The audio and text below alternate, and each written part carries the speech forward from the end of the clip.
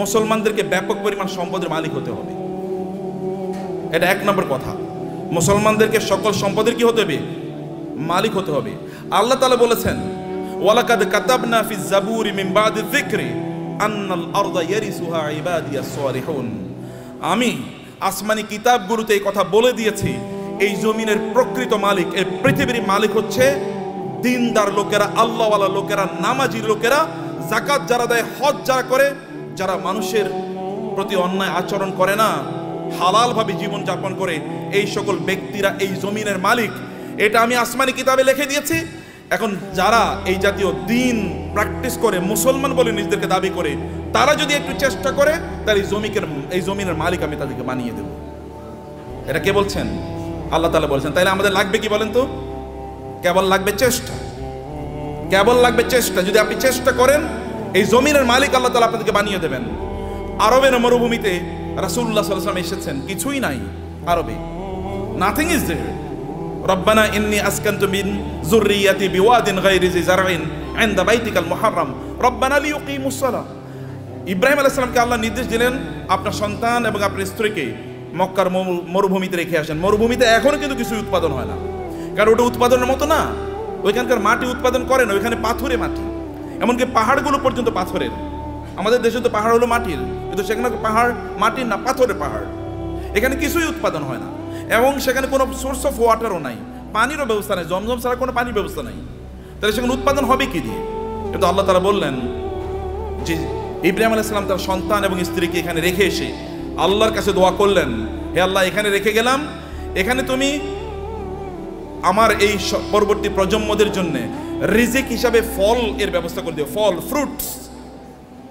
ফ্রুটসের ব্যবস্থা করে দিও। এবং আপনি জানেন, এখনো যারা মক্কায় যান হজ বা উমরা করতে, আপনি গিয়ে দেখবেন পৃথিবীতে কোথাও যদি কোনো ফল উৎপাদন হয়, ওই ফল ওই পৃথিবীর ওই দেশে না পাওয়া গেলে ওটা মক্কায় পাওয়া যায়। ইব্রাহিম আলাইহিস সালামের দোয়া, 1000 বছর আগের দোয়া, আল্লাহ তাআলা কবুল করে নিয়েছেন। ইব্রাহিম আলাইহিস সালাম তার সন্তানকে রেখে গেলেন, তার স্ত্রীকে রেখে গেলেন। That was the effort which he has done। তার পক্ষে এতটুকুই করা দরকার ছিল, তিনি এতটুকুই করেছেন, বাকিটা আল্লাহ সুবহানাহু ওয়া তাআলা ব্যবস্থা করে দিয়েছেন। আল্লাহ তাআলা আপনাদেরকে লক্ষ্য করে বলেছেন, ওয়া'ইদ্দু লাহুম মাসতাতা'তুম মিন কুওয়াতিন ওয়া বিররিবাতিল খাইলি তুরহিবুনা বিহি আদুওয়াল্লাহি ওয়া আদুওয়াকুম। আচ্ছা, পৃথিবীর এখন সবচেয়ে বেশি সম্পদ কি মুসলমানদের হাতে নাকি অমুসলমানদের হাতে বলেন তো? আপনি কি আমার কথা বুঝতে পারছেন? পেছন থেকে বুঝতে পারেন নাই, বুঝতে পারছেন আপনারা? বলেন তো পেছন থেকে। আচ্ছা, পৃথিবীর সকল বেশি সম্পদের মালিক কারা, মুসলমানরা না অমুসলমানরা? অমুসলমানরা। কেন? আল্লাহ বলছেন মুসলমানরা মালিক হবে বেশি, আর অমুসলমানরা কেন মালিক হলো? What is the problem? Problem কোথায়? প্রবলেম হলো আমরা মুসলমানরা কেবল নিজেকে কনজিউমার বানাইছি, আমরা নিজেকে প্রডিউসার বানাই নাই। পৃথিবীর সবচেয়ে বড় বড় ব্র্যান্ডগুলোর মালিক কারা বলেন তো? পৃথিবীর সবচেয়ে বড় বড় ব্র্যান্ডগুলোর মালিক কারা? সব মুসলমান। আপনি যদি লিভার ব্রাদার্সের কথা বলেন তাহলে কি? আপনি যদি অ্যাপলসের কথা বলেন, এমনকি অ্যামাজন, এটা তো একটা মার্কেটিং প্লেস, অথবা আলিবাবা, এগুলো সব মুসলমানরা তৈরি করছে, মানে অমুসলমানরা। সব কিছু, সকল ব্র্যান্ডের মালিক তারা। তাহলে আমরা কি করলাম? আমরা কেবল খাই, ঘুমাই আর টয়লেটে যাই, এর বাইরে কোনো কাজ নাই। এখন তো টয়লেটে যাওয়ার জন্য, আগে তো অন্তত আপনি টয়লেটে যাওয়ার জন্য বাসার বাইরে যাওয়া লাগতো, এখন তো বাসার বাইরে না, একেবারে বিছানার সাথে টয়লেট। কয়েকদিন পরে এমন টয়লেট বের হবে যে আপনি যেখানে শুইতেছেন ওইখানে টয়লেটের ব্যবস্থা হয়ে যাবে, বাইরে আর আপনার যাওয়ার দরকার নাই। কি প্যাথেটিক জীবন ব্যবস্থা! মুসলমানদের তো এটা করার কথা ছিল না। আল্লাহ তাআলা আপনাকে নির্দেশ করেছেন, ফাইজা কুদিয়াতিস সালাতু ফান্তাশিরু ফিল আরদি ওয়াবতাগু মিন ফাদলিল্লাহ। নামাজ শেষ মসজিদে বসে থাকা যাবে না। ওমর রাদিয়াল্লাহু তাআলার যুগে একদল যুবক নামাজের পর মসজিদে বসেছিলেন, ওমর লাঠি এনে তাদেরকে পিটাচ্ছেন, এখানে বসে আছো কেন? বলে, আমরা এখানে এমনি বসে আছি, আল্লাহ জিকির করছি। তোমাদের আয় ইনকাম করা লাগবে না, ব্যবসা বাণিজ্য, চাকরি বাকরি করা লাগবে না, আল্লাহ আমাদেরকে খাওয়াবে। আসমান থেকে আল্লাহ কবি রিজিক নাজিল করেছে, আসমান থেকে আল্লাহ বৃষ্টি নাজিল করে। বৃষ্টিকে জমিনের ফসলের জমিতে নিয়ে তারপরে ফসল উৎপাদন করা লাগে, তোমাকে সেটা করতে হবে। লাঠি নিয়ে এসে তাদেরকে পিটিয়ে বের করে দিয়েছে, যাও চাষাবাদ করো, ফসল উৎপাদন করো, চাকরি বাকরি করো, ব্যবসা বাণিজ্য করো, এটাই তোমাদের কাজ। আল্লাহ সুবহানাহু ওয়া তাআলা কোরআনে সূরাতুল মুজাম্মিলে দুই ধরনের লোকের কথা বলেছেন। দুই ধরনের লোক তারা যুদ্ধে লিপ্ত আছে। এক ধরনের লোক তারা আল্লাহর রাস্তায় জিহাদ করছে, আল্লাহর দ্বীনকে প্রতিষ্ঠা করার জন্য। আরেক দল লোক তারা টাকা পয়সা ইনকাম করার জন্য যুদ্ধ করছে, কারণ টাকা পয়সা যদি না থাকবে তাহলে মসজিদ নির্মাণ করবেন কোত্থেকে, মাদ্রাসা নির্মাণ করবেন কোত্থেকে, আর যারা যুদ্ধ করবে তাদের জন্য অস্ত্র কিনবেন কোত্থেকে। করার জন্য you need some people who will support this people. আপনি একদল লোক যারা এই সাপোর্ট দেবে আপনাকে, তাদের অর্থ থাকা লাগবে। এবং এই কারণে আল্লাহ তাআলা বলেছেন ওয়াইদু লাহুম মাসতাতআতু মিন কুওয়াতি ওয়া মিন রিবাতিল খায়ল। আল্লাহ তাআলা তার রাসূলকে বললেন আপনি বলে দেন ওরা যেন ঘোড়ার আস্তাবল তৈরি করে, ওরা যেন ঘোড়া প্রোডাকশনের জন্য হাউস তৈরি করে। ঘোড়া প্রোডাকশন হাউস তৈরি করতে হলে কি কি লাগবে আপনি জানেন? আপনাকে ফার্ম তৈরি করতে হবে, ঘোড়ার ফার্ম। ঘোড়ার ফার্মে লাগে কি? ঘোড়ার ফার্মে লাগবে তাহলে ঘোড়াকে প্রজনন করার জন্য একটা পদ্ধতি লাগবে, রিপ্রোডাকশন প্রসেস লাগবে, এবং ডাক্তার লাগবে, কারণ এখানে বিভিন্ন ধরনের রোগ তৈরি হবে, রোগের চিকিৎসা করার জন্য। আবার এগুলো কি খাবারের জন্য ব্যবস্থা লাগবে, এগুলো খাবার আসবে কোথা থেকে? আরেকটা ইন্ডাস্ট্রি তৈরি হবে, যেমন এখন ফিশ ইন্ডাস্ট্রি তৈরি হবে। আবার এগুলোকে বিক্রি করার জন্য বাজার তৈরি হবে, মার্কেট প্লেস, বিশাল মার্কেট প্লেস, এবং সেখানে আবার কি ক্রেতা লাগবে, বিক্রেতা লাগবে, সেখানে আপনার ট্রেডার লাগবে, যারা ট্রেডিং করবেন এরকম লোকেরা লাগবে, যারা উৎপাদন করবে তারা লাগবে। আবার এদেরকে লালন পালন করার জন্য এই ঘোড়াগুলো একদল প্রশিক্ষিত লোক লাগবে, যারা সার্ভিসম্যান, যারা সার্ভিস দেবেন। আবার এদেরকে মার্কেটে নিয়ে যাওয়ার জন্য একদল আপনার এজেন্ট লাগবে, অথবা আপনার যেমন এখানে এজেন্সি নিয়ে আপনার কাজ করছেন, এরকম আলাদা কিছু লোকেরা লাগবে যারা এগুলো নিয়ে যাবে এবং এগুলো তারা মার্কেট প্লেসে ব্যবহার করবে। ফলে আপনি যখনই আল্লাহ তাআলা বলেছেন যে আপনি ঘোড়ার আস্তাবল তৈরি করেন, ফার্ম তৈরি করেন, ফার্ম তৈরি করা মানে হচ্ছে বিশাল ইন্ডাস্ট্রি তৈরি করা। এবং এই ইন্ডাস্ট্রির কথা মুসলমানরা বুঝেছেন। প্রায় 1200 বছর জুড়ে রাসূলের আগমনের পর থেকে শুরু করে 1200 বছর জুড়ে গোটা পৃথিবীর সকল প্রায় ইন্ডাস্ট্রির মালিক ছিল মুসলমানরা, অধিকাংশ ব্র্যান্ডের মালিক ছিল মুসলমানরা। কিন্তু আমরা যখন এই ব্র্যান্ড থেকে বের হয়ে গেলাম, যখন আমরা মনে করলাম আমরা ওই যে বৈরাগী জীবন যাপন করলাম, খ্রিস্টানদের মতো বৈরাগী জীবন যাপন করা শুরু করে দিলাম, না আমি মাওলানা সাহেব, আমি ইমাম সাহেব, আমি কেবল আজান দেবো, আমারে যা পয়সা লোকেরা যা দান সাদাকা করে এই দান সাদাকা খায় আমি বাঁচবো, এইরকম মানসিকতা যখন আমাদের তৈরি হয়ে গেল, আমি জাকাত খাবো, এইরকম মানসিকতা যখন তৈরি হয়ে গেল, তখন আমাদের কাছ থেকে চলে গিয়েছে অন্যদের কাছে নেতৃত্ব। পৃথিবী তারাই নেতৃত্ব প্রদান করে যাদের হাতে টাকা থাকে, এটা মনে রাখবেন। যাদের হাতে অর্থ থাকে তারাই পৃথিবী নিয়ন্ত্রণ করে। আমেরিকা কেন সুপার পাওয়ার? তাকে কেন ব্রিটিশরা সুপার পাওয়ার ছিল? কেন ফ্রান্স সুপার পাওয়ার? কেন ইউরোপ সুপার পাওয়ার? অথবা কেন এখন চায়না সুপার পাওয়ার হয়ে যাচ্ছে? কেন ইন্ডিয়া সুপার পাওয়ার হয়ে যাচ্ছে? আমরা কেন হতে পারছি না? It is only because we don't possess money, property. সম্পদ আমাদের কাছে নাই, টাকা আমাদের কাছে নাই। আমরা ভিক্ষা করলে ওদের কাছে ভিক্ষা করা লাগে। বাংলাদেশের উন্নয়নের জন্য টাকা আসে কোত্থেকে? আমেরিকা থেকে, ইউএস থেকে, অথবা ইউএসএইড দেবে, ইউএন দেবে, অথবা ওয়ার্ল্ড ব্যাংক দেবে ইত্যাদি। ওগুলো কি আমাদেরকে কি দেয়? সাদাকাই তো দেয়। জাকাত মানে জাকাত হতে বা তারা দেয় না, তারা সাদাকা দেয়, তারা চ্যারিটি করে, তারা দান করে আমাদেরকে। আর দান করা হাত, এই হাতই গোটা পৃথিবী নিয়ন্ত্রণ করবে। যে হাত দান গ্রহণ করে এই হাত পৃথিবী কোনোদিন নিয়ন্ত্রণ করতে পারে না। আল্লাহ সুবহানাহু ওয়া তাআলা কোরআনে উল্লেখ করেছেন যে আমরা যেন আকিমুস সালাতা আতুজ যাকাতা, নামাজ পড়ো জাকাত খাও। বুঝেন না আপনারা এখনো? আল্লাহ কি বলেছেন? নামাজ পড়ো জাকাত খাও, নাকি? কেন বুঝেন না? কথা বলছেন না কেন? আপনার এতগুলো লোক কোন আওয়াজ নাই। নামাজ পড়ো জাকাত খাও, নামাজ পড়ো। তোর জাকাত কবে দেবেন আপনি? আপনাকে জাকাত দেওয়ার মতো সম্পদের মালিক হওয়া লাগবে। আল্লাহ বলেছেন প্যারালাল। আপনি নামাজ পড়তেছেন, জাকাত দিতেছেন, আপনি তো পূর্ণ মুসলমানই হন না এখনো। জাকাত দেওয়ার মতো প্রপার্টি অর্জন করতে হবে। কেন আপনি বসে থাকেন? আপনার অলসতা। আল্লাহ রাসূল আল্লাহর কাছে দোয়া করেছেন, আল্লাহুম্মা ইন্নী আউযু বিকা মিনাল হাম্মি ওয়াল হাযান ওয়া মিনাল আজ্জি ওয়াল কাসাল। হে আল্লাহ, আমি অক্ষম অথবা অলস, এই দুটা থেকে আল্লাহর কাছে তিনি আশ্রয় চেয়েছেন। আমি অক্ষম যে আমি আয় ইনকাম করতে পারি, আমি অলস, আমি ইনকাম করার জন্য বাস রাস্তায় বের হই না, আমি বাজারে যাই না, আমি মানে প্রোডাকশন হাউস তৈরি করি না, অথবা আমি ট্রেডিং সেন্টার তৈরি করি না, আমি বৈশা থাকি আর খাই, এবং আমি তোমার কাছে মান্না সালোয়ার জন্য দোয়া করি, তুমি আমার জন্য মান্না সালোয়া পাঠাইও।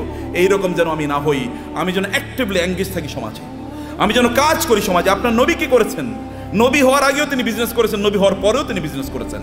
সাহাবায়ে কেরামদের মধ্যে দেখেন আবু বকর রাদিয়াল্লাহু তাআলা যখন তিনি খলিফা হিসেবে তাকে নির্ধারণ করা হয়, তিনাকে খলিফা তৈরি করা হয়, তিনি যাচ্ছেন মাথায় কাপড়ের পুটলি নিয়ে তিনি বাজারে যাচ্ছেন। ওমর বলেন, আপনি যাচ্ছেন কই? বলে, বাজারে যাচ্ছে, আমার সংসার চলা লাগবে না? তিনি খলিফা। এখন প্রেসিডেন্ট যদি অথবা প্রাইম মিনিস্টার যদি ব্যবসা করে, আপনি বলবেন এ তো ওইদিকে ব্যবসাও করে। কেন প্রাইম মিনিস্টার ব্যবসা করবে না? কেন প্রেসিডেন্ট কেন ব্যবসা করবে না? মন্ত্রী কেন ব্যবসা করবে না? করবে। ব্যবসা তো আমাদেরই করা উচিত, কারণ আমরা inherently by born, by virtue of our identity, আমরা মুসলিম হওয়ার কারণে, কোরআন ধারক এবং বাহক হওয়ার কারণে আমাদেরকে বিজনেস করা লাগবে। আমাদেরকে সম্পদ উপার্জনের করার জন্য আমাদেরকে এই পদ্ধতি আবিষ্কার করা লাগবে আমাদেরকে, সম্মানিত ভাইরা। কিন্তু এটা হলো একটা দিক। কিন্তু এই সম্পদ যেন আমাকে কারুনের মতো না বানিয়ে ফেলায়। সম্পদ যেন কি না করে কারণে যদি, তাহলে এক নম্বর কথা হচ্ছে আপনি নামাজও পড়বেন না, জাকাতও দেবেন। এখন থেকে আপনাকে সিদ্ধান্ত নিতে হবে যে এই রমাদান থেকে আপনি জাকাত দিতে পারবেন, এরকম চেষ্টা আপনি শুরু করবেন ইনশাআল্লাহ। নাকি বলেন?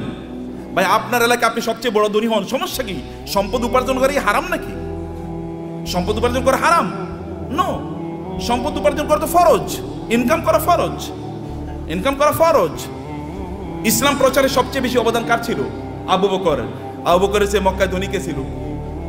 ইসলাম প্রচারের ক্ষেত্রে সবচেয়ে বেশি অবদান ছিল খাদিজাতুল কুবরা রাদিয়াল্লাহু তাআলা আনহার। খাদিজাতুল কুবরার চেয়ে মক্কায় ধনী নারী কে ছিল? ইসলাম প্রচারের ক্ষেত্রে, ইসলাম প্রতিষ্ঠার ক্ষেত্রে ওসমান ইবনে আফফান রাদিয়াল্লাহু তাআলা আনহুর সবচেয়ে বেশি অবদান ছিল। এখনো আরবে, সৌদি আরবে, এখনো মদিনাতে ওসমান ইবনে আফফানের নামে এখনো ওইরকম বাগান আছে, যে বাগান থেকে এখনো যে উৎপাদন, এগুলো এখনো দিনের কাজে লাগে, এখনো চ্যারিটি হিসেবে সারা পৃথিবীতে সেগুলো টাকা পৌঁছে যায়। এখন যে মক্কায় যে ক্লক টাওয়ার আপনারা দেখেন, এটা কিন্তু সাদাকা, এটা কিন্তু ওয়াকফের। এখানকার টাকা যা ইনকাম, এগুলো কিন্তু মানব কল্যাণে। আপনাদের দেশে হয়তো বা এখানকার কল্যাণের টাকা চলে আসে। তা আপনাকে তো এরকম অর্থবৃত্তের মালিক আপনাকে হওয়া দরকার, অর্থ ইনকাম করতে হবে, ফরজ। এর কারণে আপনি তখন, কারণ এদের অবস্থা দেখেন, আবু বকরের মতো গোটা পৃথিবীর সকল মুসলমানকে যদি একত্রিত করা হয়, আবু বকরকে যদি একত্রিত করা হয় রাদিয়াল্লাহু তাআলা আনহু, তাইলেও আবু বকরের আমলের দাড়িপাল্লাটা অনেক ভারী হয়ে যাবে। কেবল ইবাদত করেই, এই তথাকথিত, এই যে কথিত যে ইবাদত আছে, এই রিচুয়াল, আপনি নামাজ পড়লেন, কোরআন তেলাওয়াত করলেন, ইত্যাদি ইত্যাদি, এর মাধ্যমে এই জায়গায় যাওয়া যায় না। You need financial contribution to the establishment, to the preaching and the propagation of Islam. ইসলামকে মানুষের কাছে পৌঁছে দেওয়ার জন্য আপনার অর্থনৈতিক অবদান লাগবে। এই অবদানের কারণে আল্লাহ সুবহানাহু ওয়া তাআলা নামাজকে যেমনিভাবে ফরজ করে দিয়েছেন, তিনি আমাদের জন্য যাকাতকেও ফরজ করে দিয়েছেন। এখন আপনি বলবেন যে আমি টাকার মালিক হলে যেন যাকাত দেবো। আল্লাহ বলছেন তুমি টাকার মালিক হয়ে যাকাত দাও, তোমার জন্য ফরজ। টাকার মালিক হয়ে যাকাত, আল ইয়াদুল উলিয়া খায়রুম মিনাল ইয়াদিস সুফলা। দানের হাত আল্লাহর কাছে প্রিয়। যে ব্যক্তি দান করে তার যে মর্যাদা, যে নেয়ার মধ্যে কি সওয়াব আছে নাকি? যে ঠিক আছে ভাই, আপনি ভিক্ষা করেন রাস্তায়, ভাই আমার একটু দেন না, এরপরে আপনার আমল নামায় কেবল সওয়াব ঢুকতে থাকবে, সওয়াব ঢুকতে থাকবে নাকি? তাহলে সবাই ভিক্ষা, এবং মুসলমানরা প্রায় ভিক্ষার জাতি হয়ে গেছে। মাহফিল করলেও ভিক্ষা লাগে, মসজিদ বানাইলেও ভিক্ষা লাগে। কেমন অবস্থা এটা? এটা কেন আপনারা করলেন? আপনারা কেন ইসলামকে এরকম জায়গায় নিয়ে আসছেন? আমরা কেন নিয়ে আসছি? আমি আলেমদের কথা বলছি, আপনাদের বলছি না। কেন এই জায়গায় নিয়ে আসবেন? এই জায়গায় আনার কথা ছিল না। You do something in order to earn money. আপনি মর্যাদার সাথে পৃথিবীতে বেঁচে থাকবেন, আপনি দেবেন, এরকম জায়গায় আপনি যাবেন। ওমর রাদিয়াল্লাহু তাআলার যুগে যাকাত নেওয়ার মতো লোক পাওয়া যায় নাই। মুসলমানদের অবস্থা দেখেন, মরুভূমিতে, আফ্রিকাতে লোকজন আফ্রিকা থেকে যাকাতের টাকা নিয়ে এসে ওমর কাছে আসে, ওমর রাদিয়াল্লাহু তাআলার কাছে আসে। ওমর বলে এগুলো কি? বলে যাকাতের টাকা। এখানে নিয়ে আসছে কেন? মদিনায় তো যাকাত নেওয়ার মতো কোনো লোক নাই, মক্কায় যাকাত নেওয়ার মতো কোনো লোক নাই। আমাদের আফ্রিকাতেও তো যাকাত নেওয়ার মতো কোনো লোক নাই। কর্ম কি? আফ্রিকাতে যাকাত নেওয়ার মতো কোনো লোক নাই যখন মুসলমানদের শাসন চলেছে। এখন আমরা সব জায়গায় ভিক্ষা। আফ্রিকা মানে হচ্ছে ভিক্ষুকের জাতি, অথবা আন্ডার ডেভেলপ, লিস্ট ডেভেলপড, অথবা সবচেয়ে অনুন্নত দেশ। বাংলাদেশ মানে হচ্ছে ফকিরের দেশ, আমরা এরকম মনে করে থাকি। আপনাদেরকে দায়িত্ব নিতে হবে এই বাংলাদেশের মুসলমানদেরকে, অথবা এই সমগ্র জাতিকে অবশ্যই দারিদ্র থেকে অথবা এই ভিক্ষাবৃত্তি থেকে জাতিকে উদ্ধার করতেই হবে আমাদেরকে। এবং কিছু ব্র্যান্ড ডেভেলপ করেন, ডু সামথিং। এটাও ইবাদত। বিজনেসের চেয়ে বড় ইবাদত নাই। বিজনেসের লোকেরা জান্নাতে নবী রাসূলদের সাথে থাকবে, আল্লাহ রাসূল বলেছেন। যারা বিজনেস করে, সৎ বিজনেস করে, তারা নবী রাসূলদের সাথে থাকবে জান্নাতে। অন্যরা কিন্তু এরকম থাকতে পারবে না। আমার মতো এরকম খালি দাওয়াত দিয়ে গেলাম আর আপনার কাছে আসলাম, আশা করছি কিছু টাকা দিলে এরপরে আমার সংসারটা চলবে, আছে কিনা এরকম? আপনার প্রফেশন কি? ব্যবসা কি? আপনার চাকরি কি? কয়লা আমি ওয়াইজ হলো আমার চাকরি। ওয়াইজ কোনো চাকরি নাকি? ওয়াজ কি কোনো চাকরি? কিন্তু আমাদের দেশে এটা চাকরি হয়ে গেছে। আপনার চাকরি কি? আমি ইমামতি হলো আমার চাকরি? নো, ইমামতি চাকরি না। আমার এরকম হওয়া দরকার। আমার সাইড বিজনেস আছে, বাকি কাজগুলো আমি এভাবে করি। প্রিয় ভাইরা, বলছিলাম 10 মিনিট, মনে 10 মিনিট হয়ে গেছে। আচ্ছা, লাস্ট 2-3 মিনিট আপনাদেরকে শেষ করে দিই। তার মধ্যে ইয়া রব না, ভাই আছেন, যে শেখরা আছেন, ওনার কথা বলবেন। আপনারা তো প্রচন্ড রাগান্বিত পৃথিবীতে, তাই না? রাগ করছেন তো কথা শুনে? আচ্ছা, পিছন থেকে কানো আওয়াজই শুনি না, ঘটনা কি? এই পিছনে একটু ক্যামেরাটা ধরেন তো দেখি সবাই আছে কিনা, জীবিত। জীবিত আছেন নাকি? মাশাআল্লাহ মাশাআল্লাহ মাশাআল্লাহ। একটু হাতটা নাড়ান তো দেখি। হাতের ব্যায়াম হোক। গুড, ঠিক আছে, নামান, হাত নামান।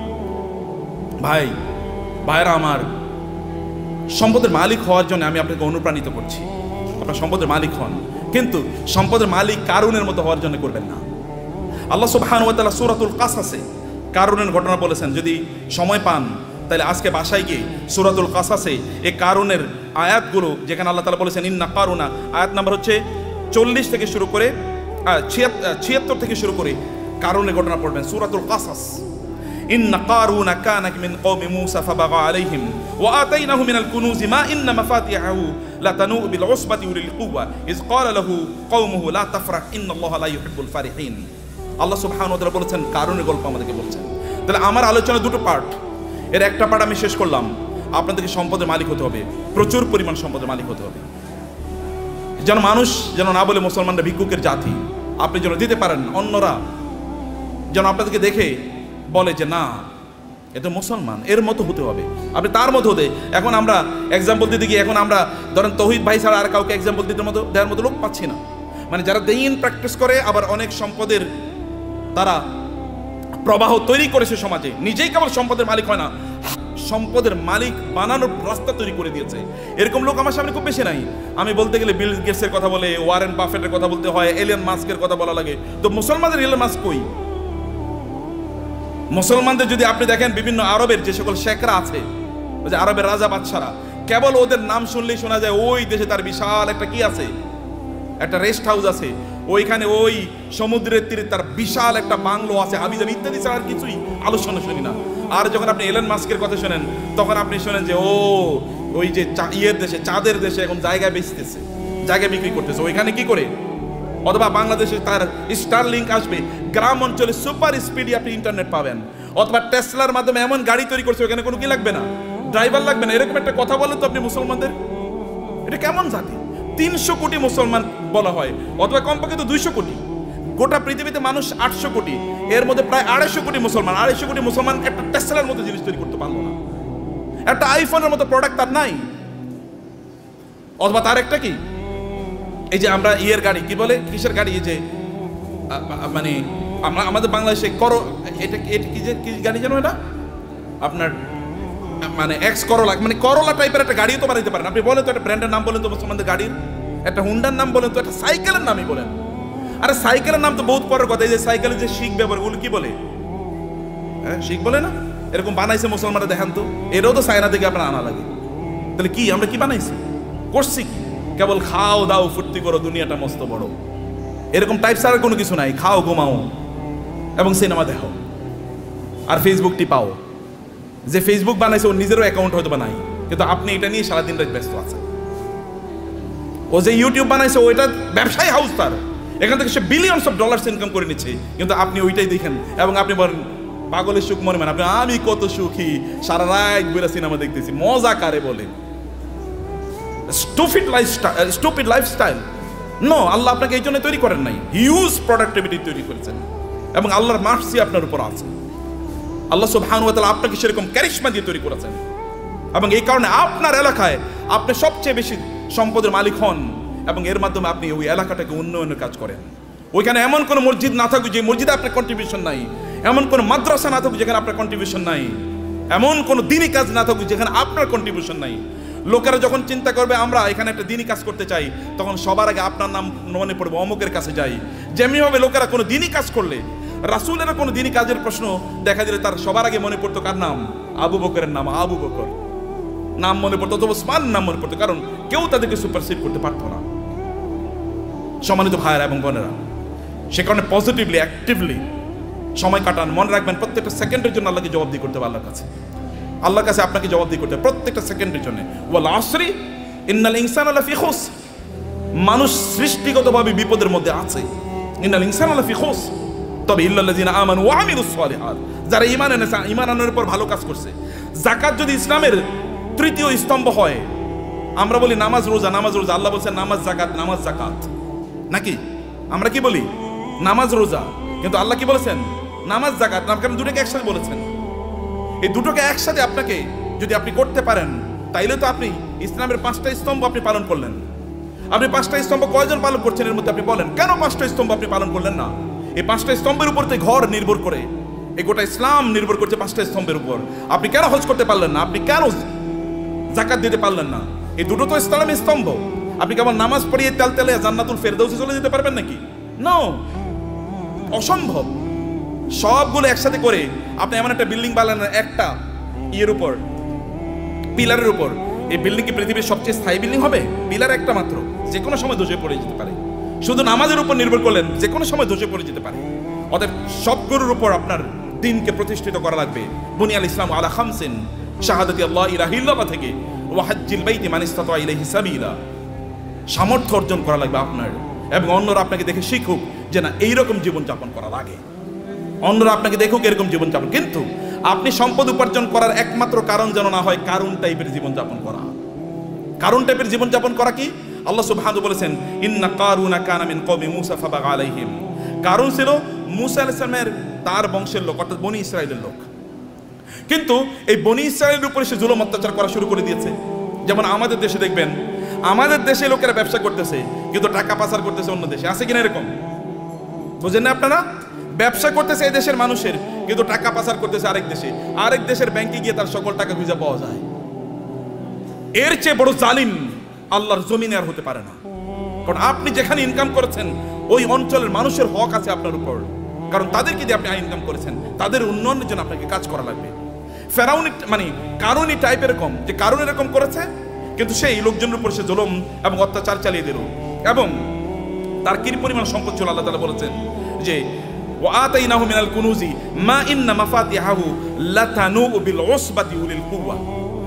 যে তার এত সম্পদ আল্লাহ তাআলা তাকে দিয়েছেন, সে কিন্তু গরিব একটা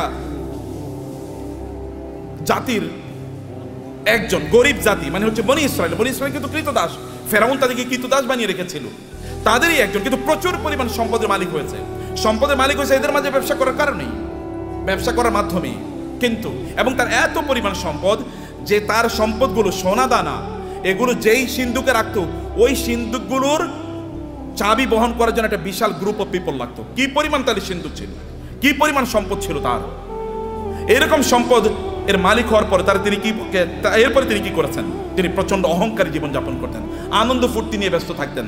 ভালো করে শুনুন, আপনাদের গল্প বলছি। আনন্দ ফুর্তি কি? অনেক টাকা। অতএব আজকে ফ্যামিলি সহ চিন্তা করতো আজকে আমরা কক্সবাজারের ট্যুরে যাব। ওকে, কক্সবাজারের ট্যুর শেষ, মজা শেষ, ওইখানে আনন্দ ফুর্তি করে আগামীকাল আমরা সাজেকে যাব, সাজেকের মজা শেষ সিলেটে যাব, সিলেটের মজা শেষ সিঙ্গাপুরে যাব, সিঙ্গাপুরের মজা শেষ আমেরিকা যাব, না এরপরে কানাডাতে যাব। একটার পর একটা কেবল ঘুরে বেড়াচ্ছে, আনন্দ ফুর্তি করছে, আর ফেসবুকে পোস্ট দিচ্ছে আলহামদুলিল্লাহ আমি খুব ভালো আছি। এরকম যখন পোস্ট দেয় তখন কি হয়? আপনি কেবল আনন্দ ফুর্তি করে বেড়াচ্ছেন। এবং এই সবচেয়ে সুন্দর সিনেমা কোনটা এসছে? চলো সিনেফ্লেক্সে আমরা গিয়ে সিনেমা দেখে আসবো। সিনেফ্লেক্সে ঢোকার আগে এরকম একটা বিশাল বড় ফেসবুকে একটা পোস্ট দিয়ে বললো এখন মাত্র সিনেফ্লেক্সে আমি ঢুকতেছি সিনেমা দেখার জন্য। মানুষের দেখাচ্ছে তার প্রচুর পরিমাণ সম্পদ, এবং বিশাল গাড়ি হাঁকিয়ে যখন তিনি গ্রামে যান ওইখানে উইন্ডো খোলেন না, অথবা তার এলাকায় যখন যান তখন তিনি মহা অহংকারী, কেউ তার কাছেও আসতে পারে না। অনেক পরিমাণ সম্পদ তার আছে, এটা কেবলমাত্র নিজের ভোগ বিলাসের জন্য তিনি ব্যবহার করছেন এবং ব্যয় করছেন। কেবল নিজের ভোগ ছাড়া অন্য কোনো কিছু নাই তার নিজের, কারণ সে নিজে মনে করে যে আমি ইনকাম করেছি, আমি নিজেই ভোগ করবো। এবং কারণ কিন্তু একই কাজ করেছে। কারণকে তার সম্প্রদায়ের লোকেরা বলেছে তুমি এত অহংকার করো না, তুমি এত আনন্দ ফুর্তি নিয়ে ব্যস্ত থেকো না, তুমি যিনি তোমাকে সম্পদ দিয়েছেন তার প্রতি কিছু কৃতজ্ঞ থাকো। ওয়াবতাগি ফীমা আতাকাল্লাহু দারুল আখিরাহ। আল্লাহ তোমাকে যে সম্পদ দিয়েছেন এই সম্পদকে ব্যবহার করে আখিরাত অর্জন করো, অর্থাৎ জান্নাত অর্জন করো। সম্পদ ব্যবহার করে অধিকাংশ লোকই জান্নাত অর্জন করে না, জাহান্নাম অর্জন করে। বলেন তো অধিকাংশ লোকের কি অবস্থা? জাহান্নাম। কিন্তু তাসমিয়া কসমেটিক্স আপনারা যারা আছেন, সম্পদকে উপার্জন করে জাহান্নাম অর্জন করবেন না আপনারা ইনশাআল্লাহ। কারণ আপনাদের সামনে আল্লাহর রহমতে এমন একজন লিডিং এক্সাম্পল আছেন। আমি তাওহীদ ভাইয়ের কথা আরো বলি, এত বেশি কাজ করেন তিনি দিনই, এটা আপনারা হয়তো বা জানেন না, আমি কিছু জানি। The ice tip of the iceberg, মানে বিশাল বড় অথবা পাথর, আপনার কি বলে, আপনার এই যে সামান্য একটু হয়তো আমি জানি, তার চেয়ে বেশি আমি জানি না। বরফের বিশাল খণ্ডের সামান্য একটু আমি জানি, এক ড্রপস অফ ওয়াটার, অথবা তার চেয়ে বেশি করে আল্লাহ তাআলা কবুল করে নেন। আমি বেশি প্রশংসা করতে চাই না, আপনাদেরকে বলতে চাই প্রিয় ভাইরা, আপনাদেরকে যে কথাটা বলতে চাই আপনারা শুনুন। সম্পদ উপার্জন করেছেন কেবল নিজের জন্য না। যখন কারুনকে বলা হলো তুমি এরকম অহংকার করো কেন, তখন সে বলে আমার সম্পদ আমার নিজের যোগ্যতা আমি অর্জন করেছি, উপার্জন করেছি, আমি অহংকার করব না, আমি আনন্দ ফুর্তি করব না। আমার তো থাকবে গাড়ি একটা না, গাড়ি 10টা থাকবে। এবং আপনি মানে খাবেন হচ্ছে এতটুকু, কিন্তু আপনি 10 জনের খাবার আপনি নষ্ট করবেন। আপনার লাগবে একটা, কিন্তু আপনি 10টা ব্যবহার করছেন। আপনার শার্ট আছে প্রায় 200, কোনটা যে কবে পড়বেন আপনি জানেন না। যদি প্রতিদিন একটা করে পড়েন তাইলে এরপরে সর্বশেষ শার্টটা পরার জন্য 3 বছর পরে শার্ট পড়তে পারবেন। এইভাবে আপনি আপনার লাইফস্টাইলকে তৈরি করে রেখেছেন। এটা ছাড়া আপনি কোনো কিছুই বুঝেন নাই, এবং মানুষকে আপনি দেখিয়ে বেড়ান আপনি কি পরিমাণ সম্পদের মালিক হয়েছেন। সম্পদের মালিক ব্যক্তি তার নিজের যোগ্যতা হতে পারে না। আপনি তৌহিদ ভাইকে জিজ্ঞেস করে দেখেন, সম্পদের মালিক হওয়ার জন্য আল্লাহর স্পেশাল অনুমোদন লাগে, আল্লাহ রহমত লাগে। আল্লাহ রহমত না দিলে কোনোদিন কেউ সম্পদের মালিক হতে পারে না। চেষ্টা করে সম্পদের মালিক, আপনি প্রচুর পরিশ্রম করবেন, এই কারণে সম্পদের মালিক হবেন এটা নয়। নাহলে রিক্সাওয়ালারাই সবচেয়ে বেশি সম্পদের মালিক হতো, অর্থাৎ দিন মজুররাই সবচেয়ে বেশি সম্পদের মালিক হতো। নো, আল্লাহ সুবহানাহু ওয়া তাআলা আপনাকে দেন পরীক্ষা করার জন্য। কিন্তু আপনি এই সম্পদ, আমি এই কথা আপনাকে বলবো না যে টাকা ইনকাম করেন আর কেবল কথিত আল্লাহ সুবহানাহু ওয়া তাআলার রাস্তায় ফি সাবিলিল্লাহ ছাড়িয়ে আপনি এটাকে ব্যবহার করেন, আমি তা বলছি না। আমি বলছি হারাম কাজে এগুলোকে ব্যবহার করেন না, সিনেমা দেখার জন্য ব্যবহার করবেন না। লেটেস্ট কি সিনেমা তৈরি হয়েছে, এটা নিয়ে কিনে নিয়ে আসো এবং সবাইকে নিয়ে আনন্দ ফুর্তি করে বেড়াবেন, অথবা আপনার ছেলে মেয়ে ওয়াইফ ইত্যাদিকে নিয়ে, বাচ্চাদেরকে নিয়ে আপনি যাবেন বিভিন্ন জায়গায় বেড়ানোর জন্য। আনন্দ ফুর্তিতে মেশে থাকবেন, লাল পানি খাবেন, অথবা জুয়া খেলবেন, অথবা অন্যান্য ফুর্তি ফ্যাশন করে বেড়াবেন। সেখানে কোনো দিনই পরিবেশ নাই, দিনই কোনো আচরণ নাই, এবং এর মধ্যে আপনি আনন্দ খুঁজে বেড়াচ্ছেন। আপনার টাকা আপনি এইভাবে ব্যয় করছেন। এই অর্থ ব্যয়ের মাধ্যমে আপনি জান্নাত কিনছেন না জাহান্নাম কিনছেন? আপনি কিনছেন জাহান্নাম, অথচ আল্লাহ অনুগ্রহ করে আপনাকে সম্পদ দিয়েছেন। আপনার সম্পদ ব্যবহার করে আপনি জান্নাত কেনেন। এগুলোকে হালাল উপায় ব্যবহার করলে আপনার জান্নাত কেন হয়ে যায়? আপনি হালাল ভাবে চলেন, নো প্রবলেম। এমনকি আপনার স্ত্রীর জন্য যদি আপনি গোলাপ ফুল কিনে নিয়ে যান, সেটাও আপনার জন্য কি, সেটাও কি সওয়াব। বলবে নতুন ফতোয়া নিয়ে আইছে, নতুন ফতোয়া, এটাই পুরান ফতোয়া, এটাই পুরান ফতোয়া। আপনার স্ত্রীর জন্য আপনি টাকা ইনকাম করেছেন, স্ত্রীর জন্য গোলাপ ফুল কিনে নিয়ে যান, তার জন্য নতুন একটা আইটেম কিনে নিয়ে যান এবং তাকে খুশি করেন, কারণ তাইলে আপনার সংসার ঠিক থাকবে, আপনার সন্তানটা ঠিক মতো চলবে। এটাও কি, এটাও দিনদারি, এটাও ইবাদত। অতএব আপনি হালাল পথে আপনার সম্পদগুলো ব্যবহার করেন,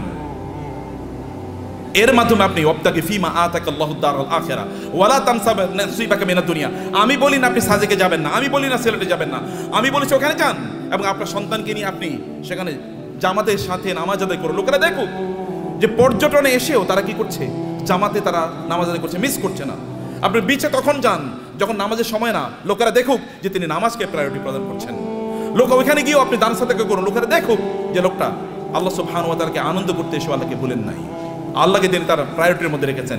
ওইখানে আপনি গিয়েছেন, এখন অর্ধ উলঙ্গ হয়ে আপনি ঘুরবেন না। আপনার স্ত্রী, তিনি সেখানে পর্দার মধ্যে থাকবেন না, আপনি তাকে দেখিয়ে দেখিয়ে শো পিসের মতো, চিড়িয়াখানার চিড়িয়ার মতো তাকে এরকম দেখায় দেখায় বেড়াবেন, এরকম করবেন না। তাইলে আপনি কি হলো, আপনার সম্পত্তি আপনি জান্নাত উপার্জন করলেন, জাহান্নাম আপনি উপার্জন করলেন না। আপনার সম্পদের কারণে অন্যকে ছোট তুচ্ছ তাচ্ছিল্য করে দেখবেন না, দেখাবেন না। আপনার ড্রাইভার, তাকে তুই করে বলা, আপনার সন্তানও তাকে তুই করে বলে, আপনি তুই করে বলছেন।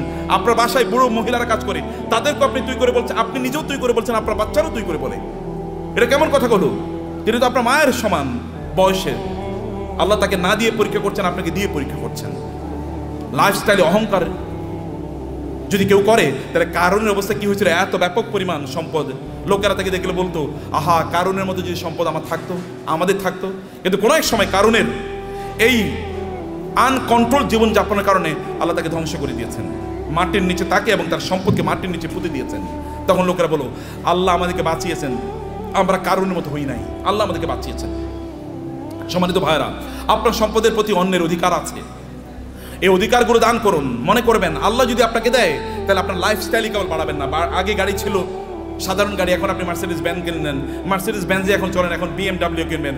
BMW এখন এগুলো সেকেলে, এগুলো এখন ছোট লোকেরা ব্যবহার করে। এখন আপনার একটা প্রাইভেট জেট লাগবে, এখন আপনার প্রাইভেট জেটেও চলে না। এখন আপনার কি লাগবে?